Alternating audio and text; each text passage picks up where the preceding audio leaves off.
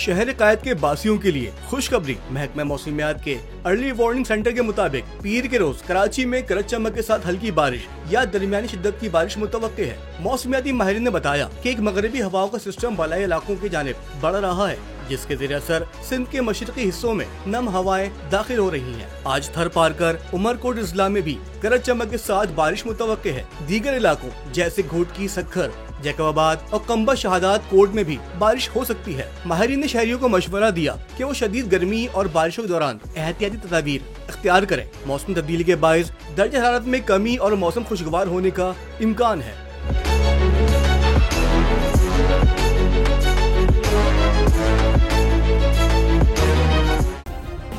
Subscribe करें और bell दबाएं ताकि कोई खबर रह न जाए।